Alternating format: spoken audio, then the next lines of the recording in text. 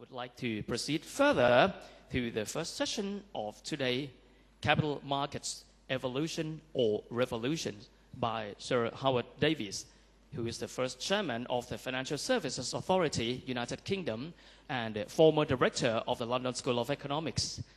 Actually the school where I'm from, and professor of practice at the French School of Political Science in Paris. And I would like first to give a brief profile of Sir Howard Davies, who is a professor of practice, French School of Political Science, Paris in France. Sir Davies is currently a professor of practice at the French School of Political Science in Paris.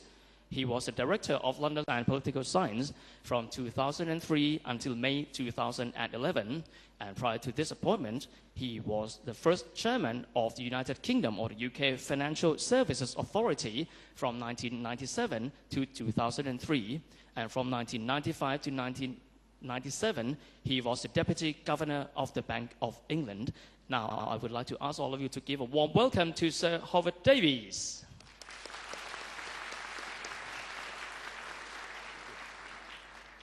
Well, good morning, ladies and gentlemen. Thank you for that introduction. I'm very pleased to hear that it was given by an alumnus of the London School of Economics. So everything he said was completely accurate by definition.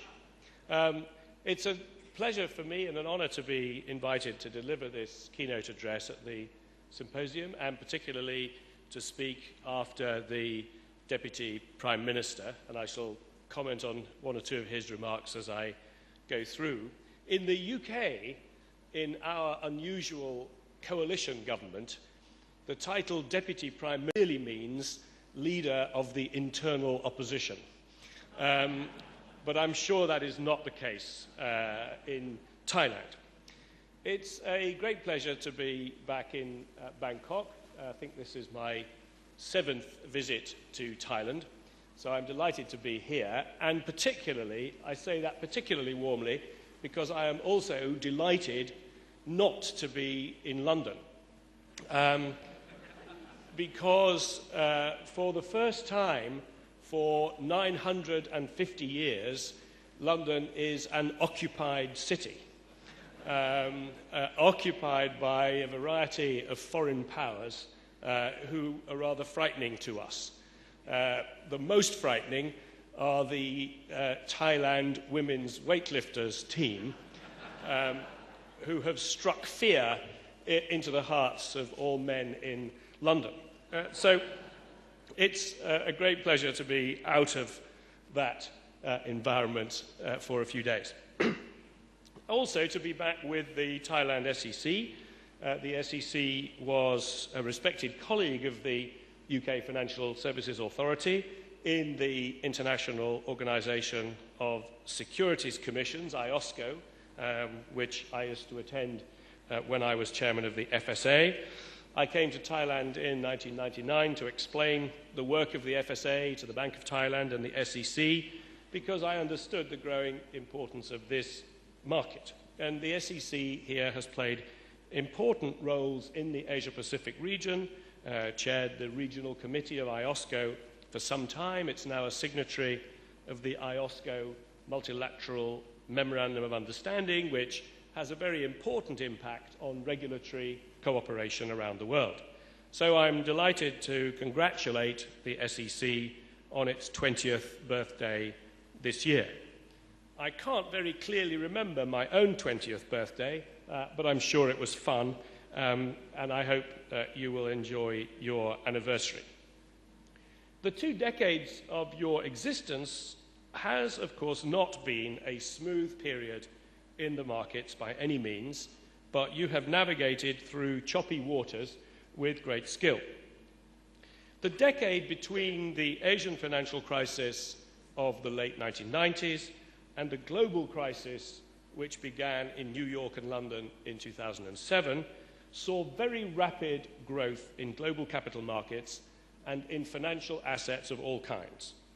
In 1995, the total value of global financial assets, that's stocks and bonds and bank deposits, was around $72 trillion. By 2007, the figure was just over $200 trillion, according to estimates from the McKinsey Global Institute. So financial assets were growing far more rapidly than the economy as a whole. And that was particularly true of bank assets. In 1980, the total value of bank balance sheets around the world was around the same as global GDP. Now, of course, that's comparing a stock with a flow, but it gives you an idea of the relativities. By the mid-1990s, bank balance sheets were not the equivalent of 1 times GDP, they were the equivalent of 10 times nominal GDP. And by 2007, bank balance sheets were over 80 times as large as GDP, and even more than that in some regions. In Europe, the ratio was 110 to 1. Now, this period of supercharged financial growth was also a good time for the global economy. Many millions of people, especially in Asia, were lifted out of poverty as the fruits of rapid global growth, encouraged by globalization and the ready availability of finance, were spread into areas which had previously not benefited. Open capital markets did seem to be delivering a spreading of wealth which had been promised in theory. Investment in emerging markets grew fast as cross-border lending expanded particularly rapidly. Bond and equity markets grew fast in many emerging countries. More investors in developed markets began to see the attractions of large-scale portfolio investment in these markets. And this boom was based on a broadly shared vision of how financial markets should and should not be regulated. The consensus view was articulated perhaps most clearly by the IMF, but was shared by many others. The general belief was that free and open capital markets allowed as much flexibility to operate as possible were the best route to prosperity.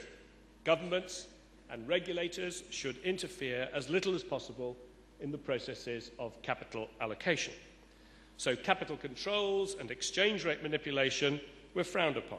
Regulators were encouraged to dismantle direct controls on markets. Short selling bans were strongly discouraged. And any costs imposed on trading was seen as damaging. Banks could use their expanding balance sheets flexibly, setting up branch operations around the world, often without local capital. Leverage was allowed to rise, increasing the availability of credit. With lower capital requirements, bank credit was cheaper. While some countries retained direct controls on inflows and outflows, these were typically seen as transitional arrangements with the end point of free and open markets assumed to be the direction of travel.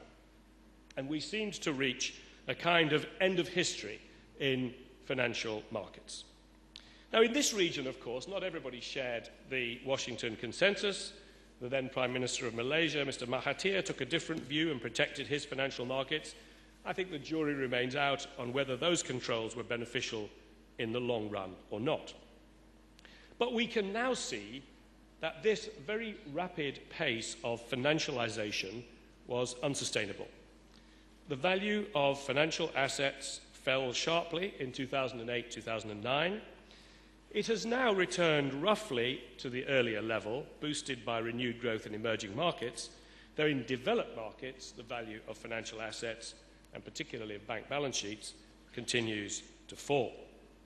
And even if we are seeing some recovery, the strong likelihood is that future growth will be less rapid.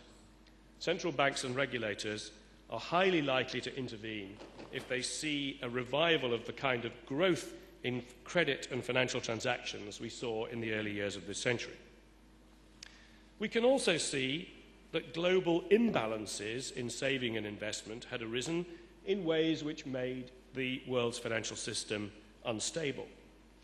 In particular, Chinese trade surpluses found their counterpart in US deficits, and those surpluses were recycled back to the US, creating the very loose liquidity conditions which fueled the boom.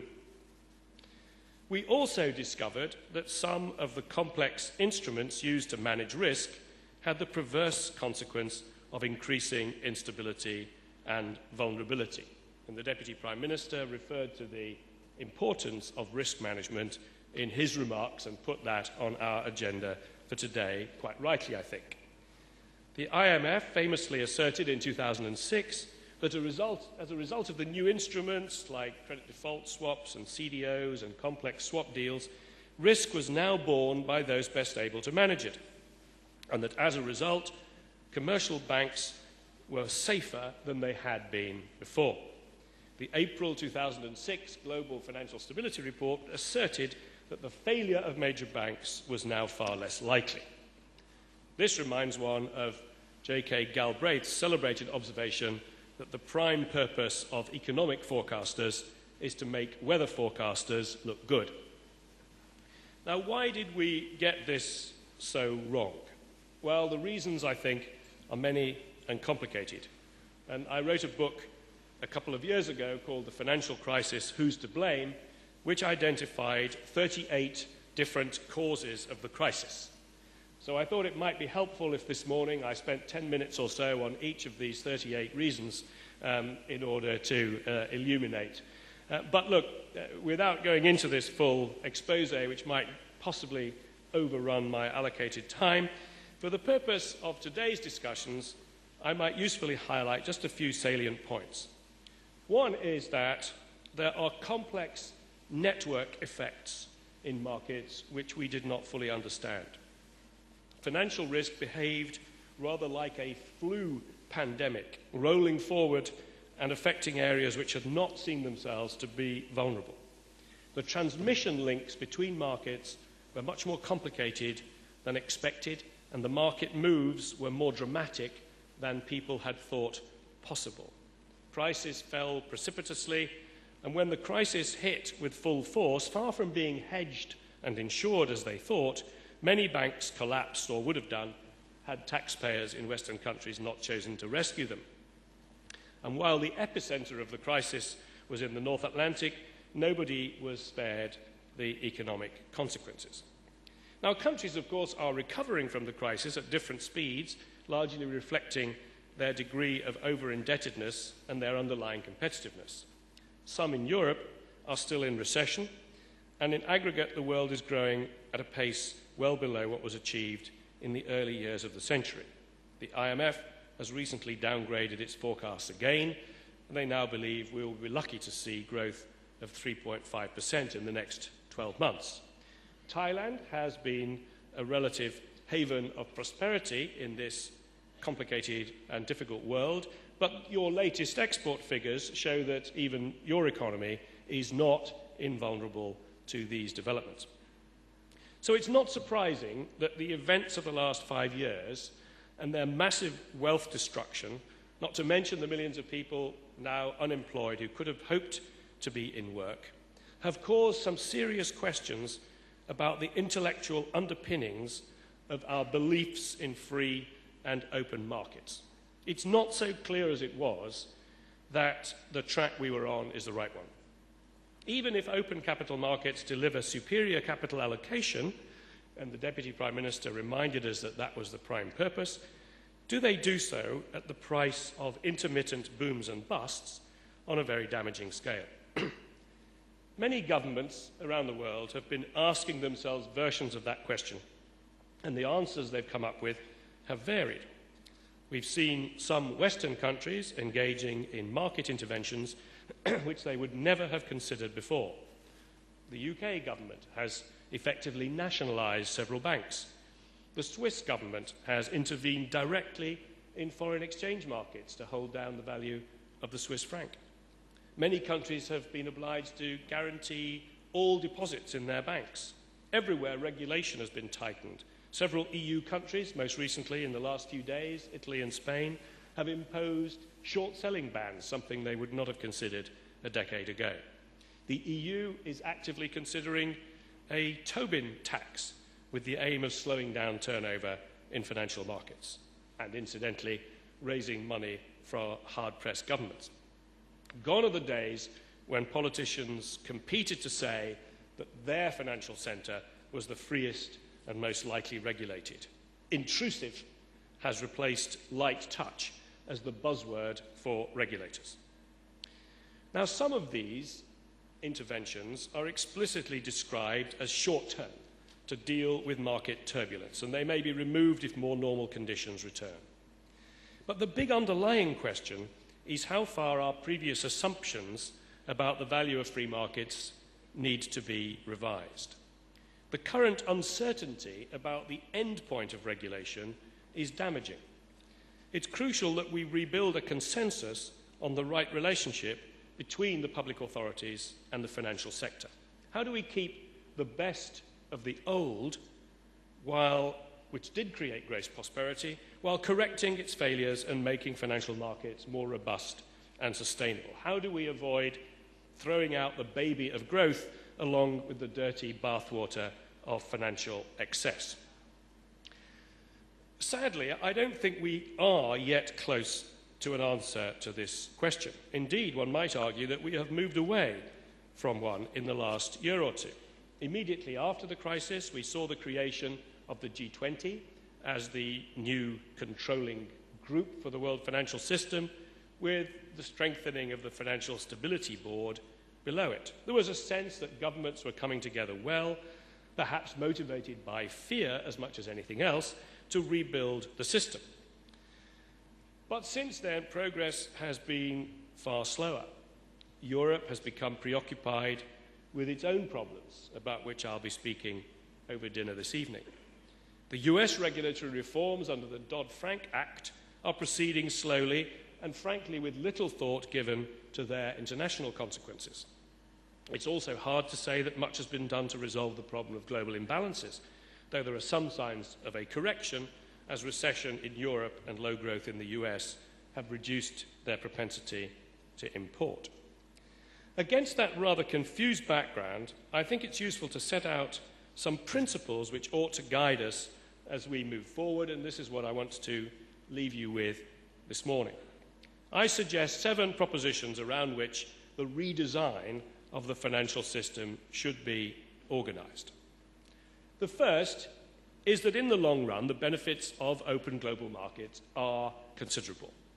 There is no obviously superior way of ensuring that mobile capital flows to the most rewarding opportunities.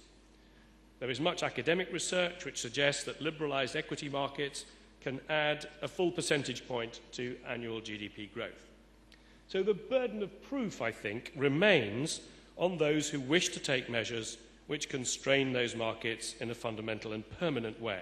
It's important we start with that presumption. Secondly, governments need to recognise that the degree of interdependence between financial markets remains very high, and that one country solutions are unlikely to be effective. So global solutions, albeit recognising different local realities, should be explored wherever possible. I am very concerned at the signs of deglobalisation of finance that we have been seeing in the last year or two, with countries imposing local controls on markets or banking systems without proper coordination. We will collectively pay a high price if we retreat to financial protectionism. Thirdly, it follows from these 2 points that we need a stronger global centre to coordinate regulatory change. A small step in that direction was taken with the redesignation of the Financial Stability Forum, created after the Asian crisis, as the Financial Stability Board. But I think more could be done. The FSB's status and authority is unclear. It's still little more than a talking shop, even though the G20 looks to it to coordinate global regulation. It should be, the FSB, that is, should be given a legal status and more resources and the power to do the coordination job it has informally been given. The FSB should be able to intervene if countries impose regulations which are incompatible with the international agreements to which they are committed. Proposals along these lines have been made by the Private Sector Council on Global Financial Regulation, of which I am a member. Now, this presupposes that the G20 itself is working effectively, and as I said, it's been something of a disappointment so far, but it is far more representative than the bodies it has superseded, and I think it must be made to work. Fourthly, there is a need for more regional regulatory coordination beneath these global bodies. Now, that's happening to some extent, but in different ways and at different speeds in different regions.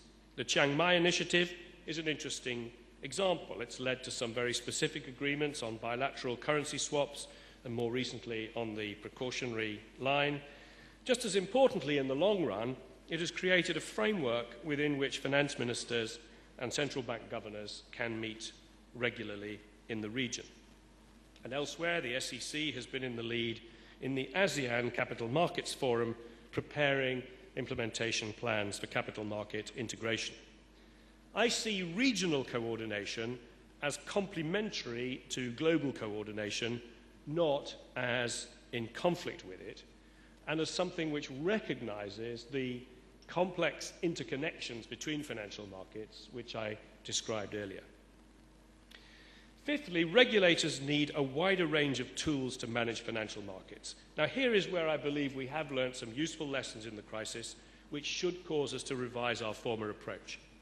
In banking regulation, there is a case for revising capital requirements through the cycle, for example, and that in turn implies closer links between regulation and other economic policies so that regulators understand the bigger economic picture within which they're operating. In the capital markets, regulators need to be more questioning of the justification for some complex products and more challenging of firms' ability to manage risks and sell appropriately. Again, the Deputy Prime Minister's point. They should be ready to intervene decisively with firm enforcement and perhaps at an earlier stage than was typical in the past. Regulators cannot, I think, allow market malfunctions to persist as sometimes they did in the past. I do also see a case for measures which throw sand in the wheels of markets when there are grounds for believing that they're spinning out of control. It's very striking that turnover in financial markets has risen exponentially. If you look at the US markets, turnover rose fourfold in the decade before the crisis. In 1945, the average investor held the average US share for 4 years. By 2000, the average holding period had fallen to 8 months. By 2008, it was 4 months. Now, is this a good thing? Well, I wonder. It has been associated with a reduction in the engagement between shareholders and managers, which is an essential element in the discipline of financial markets. I don't think, therefore, that we need to be afraid of measures which might reduce the frequency of trading. Controls on high-frequency trading, for example, do seem to me to have some justification. And they may even make markets more rather than less efficient. Sixthly, we're close to the end, there can be arguments at times for direct controls on capital flows. Now, that might seem inconsistent with my earlier points, but I think we have to recognise that markets are prone to volatility and that very open small economies in particular can suffer damaging disruption. There have been cases recently when currencies have appreciated sharply due to volatile inflows. Brazil is a case in point. I co-authored a World Economic Forum paper on capital controls last year, which set out the limited circumstances in which they can be appropriate and where we recognise the need to think about exiting from controls quickly when the justification is past. Our conclusion was that the best protection against destabilising capital flows comes from a combination of a vigilant and competent domestic regulator, from well-developed local markets and a strong local investor base. But there can nonetheless be circumstances in which flows of hot money can pose a threat to systemic stability and where direct market intervention may be justified. This should be seen as a last resort. Capital controls are not a tool to be used lightly, and any intervention should consider the mechanisms for unwinding controls. If local markets believe they'll be protected in the long term, removing controls becomes ever more difficult. Seventh, and lastly, regulators and the public authorities generally need the self-confidence to intervene when they see a case for so doing and need political backing when they act. The lobbying power of financial firms remains great, although it has been somewhat reduced recently. At present, in London and New York, finance is on the back foot. But when markets are booming, politicians are reluctant to listen to regulators warning of trouble ahead. And those are precisely the times when early intervention can be most valuable. At a time when there is public support for tough regulation, governments should use that as an opportunity to build a solid institutional base for regulation and one which will survive in the long run and be robust to changes in sentiment. We can be sure that one day we will re-enter a period of financial euphoria when leverage begins to rise again and when prudence begins to lose ground to the animal spirits of the investment bankers and brokers. That is when we will discover whether we have put in place robust regulatory systems which help us guard against another crash.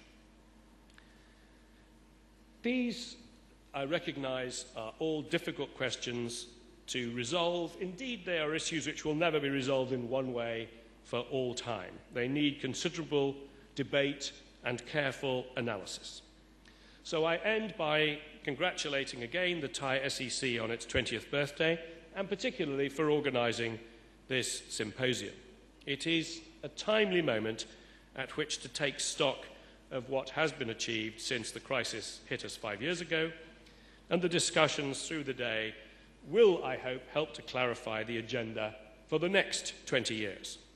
Though if I am back here to see what has been achieved by 2032, that will be a triumph for medical science rather than for financial regulation. Thank you for your attention.